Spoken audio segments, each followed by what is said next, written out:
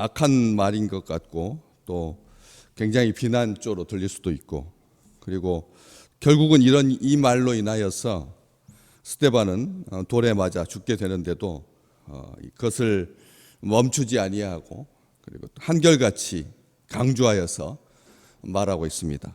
목이 곧고 마음과 귀에 할례를 받지 못한 사람, 이 말은 이스라엘 백성들이 가장 듣기 싫어하는 말입니다. 가장 듣기 싫어하는 말. 그런데도 스데반은 용기를 내서 성령이 충만하여서 하나님께서 전하라고 하시는 그 말씀을 멈추지 아니하고 그렇게 말하고 있는 것이죠. 우리가 싸움을 이렇게 야기하는 그런 이 언어의 태도가 있다라고 제가 늘 말씀을 드렸지만, 그게 오늘 본문 말씀에도 딱 나오고 있거든요. 항상 너희도 너희 조상과 같이 항상 성령을 거스르는도다. 이 항상이라고 하는 이 말이 어떻게 그걸 왜 그렇게 정죄하느냐는 거죠. 항상이라고 하는 말은 그렇지 않은데, 우리의 인생 살다 보면 그럴 수도 있고 안 할 수도 있는 건데, 뭘 그걸 날마다 그 일만 한 것도 아닌데 항상 성령을 거스렸다 이렇게 말하면 안 걸릴 사람이 누가 있겠느냐. 그래서 이 말은 굉장히 완악한 말이고 사실 듣기 싫은 말이고, 그것 때문에 얼마나 많은 싸움들이 있는데요. 너는 매일 그 모양이야. 너는 항상 그래. 이 말이 그 상대편을 전혀 배려하지 않는 단골 메뉴지 않습니까? 우리가 싸우게 되는 가장 큰 이유가 한결같다, 이 말이, 이 항상 그렇다라고 하는 그 말이 너는 하나도 안 변했어, 이 말이 얼마나 자존심 상하는 문제이고, 그리고 듣기 싫은 말인데, 성령을 거스르면 뭐 얼마나 자주 거슬렀다고 항상 성령을 거슬렀다라고 말하느냐. 이 사실은 우리 삶 속에서도 우리도 성령을 거스를 때가 가끔씩 있는데, 이게 반복된다는 말이거든요. 조상들이 그랬고 너희도 너희 조상과 같이 항상 성령을 거스른다고 하니까 너희 조상들하고 똑같다라고 하는 그 말인데, 이 말이 자기만 모욕한 것이 아니라 그 윗대를 다 모욕하는 거니까 이것은 이스라엘 백성들에게 분을 일으킬 수밖에 없는, 야기할 수밖에 없는 그런 안 좋은 표현이지 않습니까?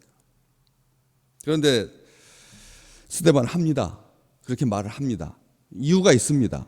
이 보시면 너희는 항상 성령을 거스른다, 이 성령을 거스른다라고 하는 이 표현이 우리는 하나님을 대적한다, 하나님을 거스른다라고 하는 그런 말인데, 그것을 그렇게 말만 하고 말아버리면 이게 스데반의 오해일 수도 있고 또 아닌 자도 있을 수 있고, 거기에서 상대적으로 자유로운 사람도 있고 불편한 사람도 있을 것입니다.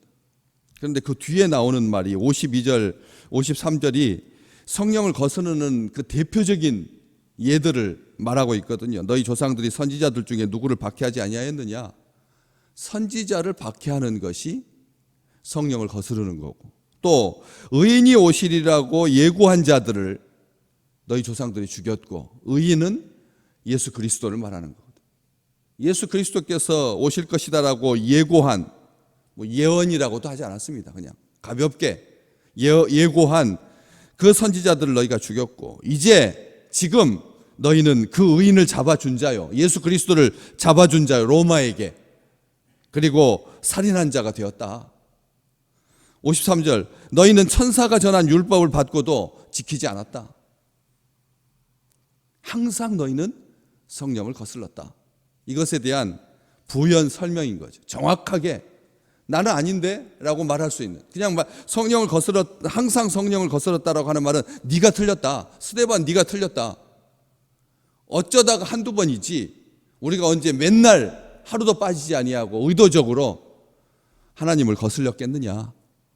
이런 반박을 무산시키는, 무색해하는 그런 말씀인 것이죠. 이 점입가경인 거죠. 본대로 배운 대로 너희도 항상 그 모양이다. 이 말, 이 성령을 거스른다라고 하는 이 말 속에 성령을 거스르는 목이 곧고 마음과 귀의 할례를 받지 못하고 그 사람들, 그런 사람들이 성령을 거스르는 사람들이잖아요. 다시 말하면 성령을 거스르는 사람은 그 52절, 53절의 그 역사적인 정황을 통해서 설명되었지만 일단 부를 때 벌써 목이 곧고 마음과 귀에 할례 받지 못한 사람은 성령을 거스르는 사람이고, 성령을 거스르는 사람은 목이 곧고 마음과 귀에 할례 받지 못한 사람이고, 이건 분리되지 않습니다. 말로만 이렇게 부르고 목이 곧고 마음과 귀에 할례 받지 못한 사람은 그냥 부르는 말이고, 성령을 거스르는 것은 그와는 상반 다른 어떤 또 다른 차원을 말하는 것이 아니라 같은 맥락, 같은 이유, 같은 것을 설명하고 있는 것이죠. 그래서 목이 뻣뻣한, 스스로 섬길 신을 만든, 목이 꼭 뻣뻣하고 마음과 귀에 할례 받지 못한 사람들이 가장 먼저 했던 것이 금송아지 만들어서, 그래서 스스로 말하는 자가 되고 싶은 거죠. 스스로 신이 되고 싶은 거죠.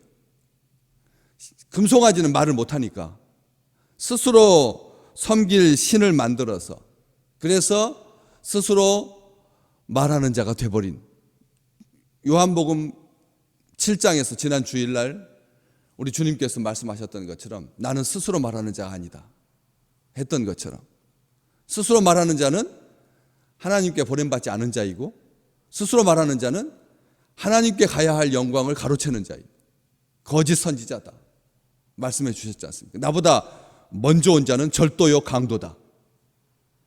우리 주님께서 말씀하셨던 것처럼 이 스스로 말하는 자, 스스로 신이 되고 싶었던, 그래서 목이 곧은, 우리가 생각할 때 목이 곧다라고 하는 이 표현은 목이 반듯하다는 뜻이지 않습니까? 우리 한국말로 목이 곧다라고 하는 표현이 반듯하다. 목이 반듯한 게 좋지. 요즘 척추 측만증 때문에 고생하는데 혈류가 제대로 산소로 뇌로 공급되지 않아가지고 뇌가 흐릿해지고 그리고 기억력도 감퇴되는데, 목이 이 거북이 목처럼 돼가지고 그래서 고통스럽게 잠도 편히 못 자는데, 많은 사람들이 이 현대인의 질병이라고 생각하는데 목이 곧은 것이 축복이지 이렇게 생각하기 쉽습니다. 목이 곧다라고 하는 말이 목이 굽었다라고 하면 모를까, 아니면 목이 뻣뻣하다라고 하면 우리 출애굽기에 우리 하나님께서 말씀하셨던 것처럼, 모세를 통해서 말씀하셨던 것처럼 이 백성이 목이 뻣뻣한 백성이다,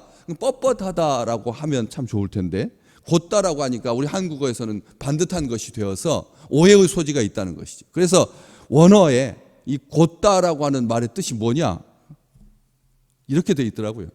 굴레 쓰지 않으려고 목에다가 힘 주어서 버티는, 굴레를 쓰지 않을, 송아지 이제 1년이 넘어가지고 이제 뚜레를 만들어가지고 고삐를 만들어가지고 이렇게 주인이 부르는 대로 가야 되는 고삐를 쓰지 않으려고 이리저리 버틴거리다. 참 이 망나니 같이 날뛰는, 주인의 뜻에 따르지 않으려고 하는, 자기 원하는 대로 가고자 하는, 어쩌면 우리가 평생 살아가면서 그런 마음들을 늘 놓지 못하잖아요. 어떻게 기회만 되면, 기회만 되면 교회는 어떻다, 목사는 어떻다, 한국교회는 어떻다 라고 하는 말로 신앙에 대해서 이 견고함이 느슨하게 만들려고 하는 악한 영이 발동하는 그런 행태지 않습니까? 굴레를 쓰지 않으려고, 일하지 않으려고, 굴레를 쓰지 않으려고, 일하지 않으려고, 제멋대로 하고 싶어서 하는 그런 완악한 모습이잖아요. 반듯한 게 아니라는 거예요. 목이 곧다라고 하는 말이 반듯한 게 아니라 하나님을 거역하는 딱 그 모양입니다. 이게 바로 그런 모습. 할례는 또 뭐고요? 언약의 백성이라고 하는 표시인데, 이방인과 유대인을, 하나님의 백성을 구분하던 그런 표시였는데, 그 마음과 귀의 할례를 받지 못해가지고 하나님을 향해서 마음이 열리지 아니하고 세상을 향해서 마음이 열려 있는, 하나님의 말씀을 듣지 아니하고 세상적인 말, 내 귀에 달콤한 말, 나한테 편한 말, 나한테 쉬운 말, 그럼 우리가 신앙생활 잘 하면서도 가끔씩 그렇게 범할 수 있는 그런 죄들 아니겠습니까? 그래서 듣지 아니하는, 세상 사람들과 똑같아지는, 구별되지 아니하는, 이게 마음과 귀의 할례를 받지 못하는 거지 않습니까? 성령을 거스른다라고 하는 말에 깊은 의미를, 이 목이 곧고 마음과 귀의 할례를 받지 못한 자들, 성령을 거스르는 자들, 성령을 거스르다라고 하는 한국어도 이걸 잘 반영하고 있습니다. 목이 곧고 마음과 귀의 할례를 받지 못했다.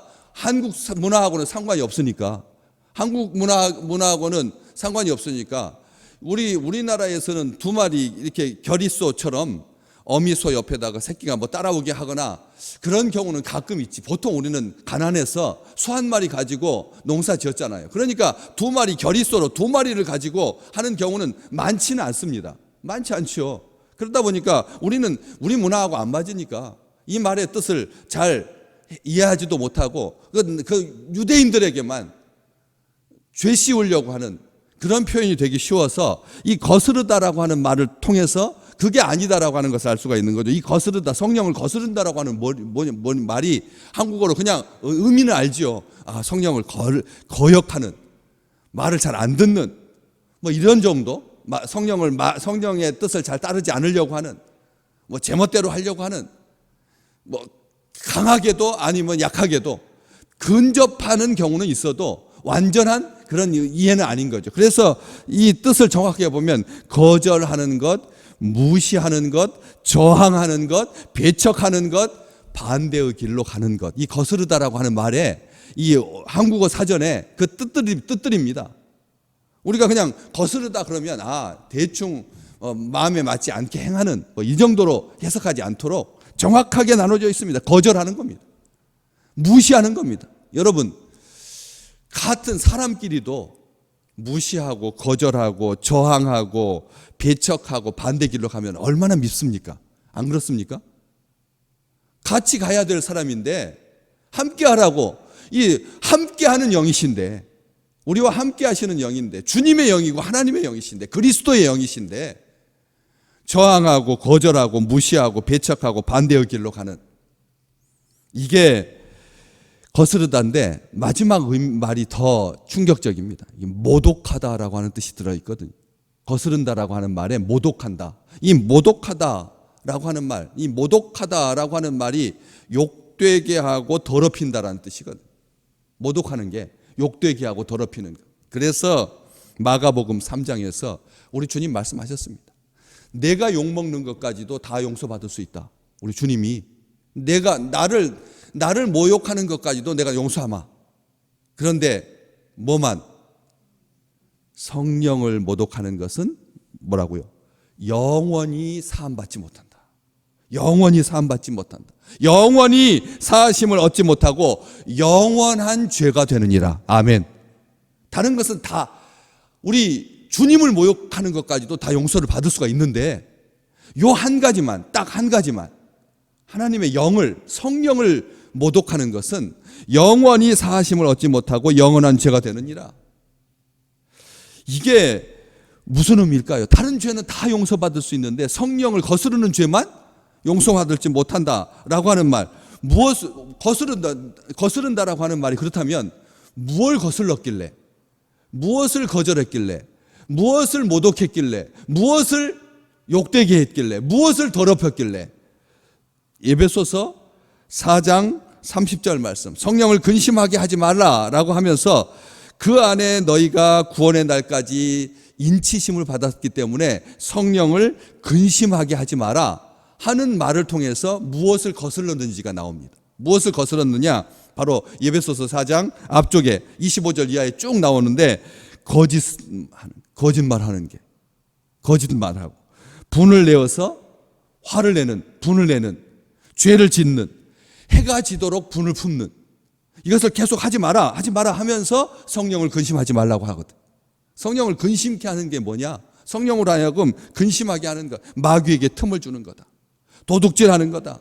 더러운 말 하는 거다. 아주 꼼꼼히 바울이 에베소 교회에 편지하면서 성령을 근심하게 하는 것이 이런 거니까 성령을 근심하게 하지 마라. 이렇게 말합니다. 성령을 거의 거스른다라고 하는 말이 성령을 근심하게 하고, 성령을 저항하고, 성령을 반대하고, 성령을 배척하고, 성령을 모독하여서 욕되게 하고 더럽히는 거거든요. 그러니까 그런 일들을 말하는 겁니다. 우리는 여기에서 그 말씀을 통해서 성령을 거역한다라고 하는 말의 분명한 뜻을 알 수가 있습니다. 우리가 생각할 때 성령을 거역하니까 그냥 성령을 죽이는, 성령을 어떻게 가두는 이런 말로 생각하기 쉽습니다. 그런데 그렇지 않다는 거죠. 우리가 살다 보면서 거짓말도 하고, 분내기도 하고, 죄짓기도 하고, 해가 지도록 분을 품는 것은 어쩌면 우리 인생 가운데 얼마나 자주 있는 일들이, 게다가 마귀에게 틈주는 일이야. 비일비재할 텐데. 그러니까 항상 성령을 거스르는 거예요. 우리가 이게 어떤 특별한 죄라면, 어떤 아주 센 죄, 강력한 죄, 큰 죄, 살인죄라면 우리도 말할 수 있습니다. 감정 가지고, 감정 상해서, 빈정 상해서, 억울해서 우리가 언제 성령을 항상 거스렀느냐? 아니지 않느냐? 그건 이방인들이나 하는 일이고 못된 이스라엘 사람들이나 하는 일이지, 우리 한국에서 신앙생활하는 주의 백성들이 얼마나 거룩한데, 얼마나 열심을 다하는데, 얼마나 기도하는데, 얼마나 말씀 사모하는데 언제 우리가 성령을 거스르셨습니까? 라고 질문한다면 우리 주님께서 해주실 말씀입니다. 바울 사도를 통해서 우리에게 말씀해 주는 거예요.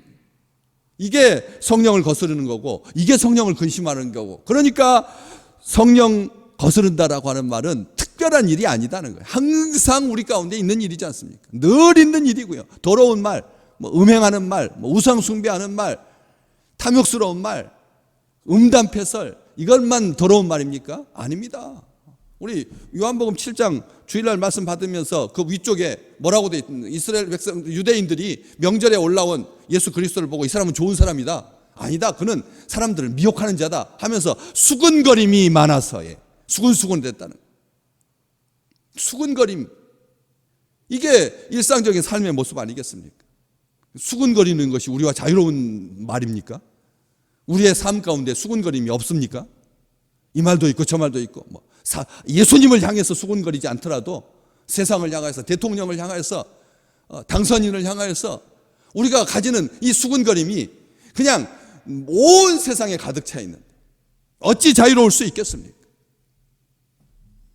그래서 바울은 데살로니가 교회에 그렇게 하지 마라, 성령을 소멸하지 말라. 그게 성령을 소멸하는 거다, 성령을 끄는 거다, 성령을 끄는 거다, 성령을 억누르는 거다. 거스를 정도가 아니라 이제 아주 성령을 억압하는 거다. 그게 성령을 소멸하지 마라.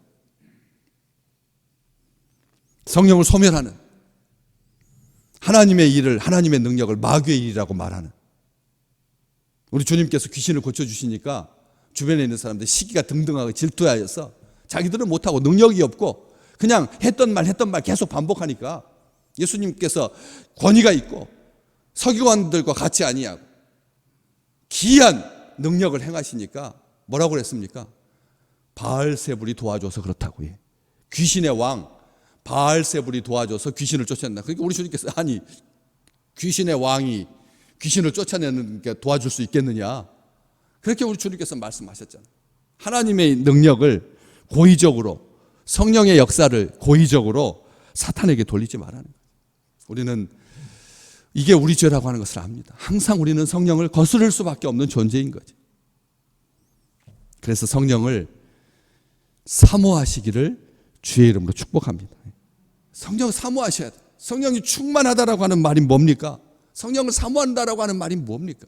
사모해야, 사랑해야 하는, 성령을 사모하고 성령을 바라고 성령을 기대하고 성령을 사모하는 자에게, 오늘 뒤에 쭉 보시면 55절, 스데반이 성령이 충만하여 하늘을 우러러 주목하여 하나님의 영광과 예수께서 하나님 우편에 서신 것을 보게 된다는 거죠.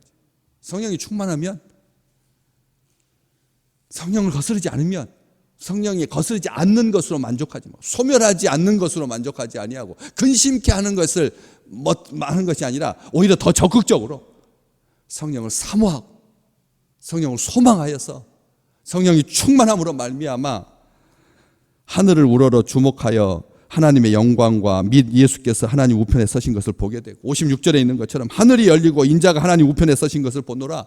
하늘이 열리는 축복을, 인자가 하나님 우편에 서신 것을, 스데반만 죽어갈 때 마지막 순간에 예수 보는 것으로 끝나는 것이 아니라 우리의 일상적인 삶 가운데서 우리 성령께서 우리를 도와주시고 우리를 기뻐하시고 우리에게 교통케 하시는 역사, 하나님과 우리 사이에 아무것도 막힌 것이 없도록 보혈의 십자가의 보혈을 통해서 우리를 구원하신 예수 그리스도의 그 놀라우신 사랑과 축복과 은혜가 오늘 또 우리의 삶에 온전하게 가득한 귀한 날 되시기를 주의 이름으로 축복합니다.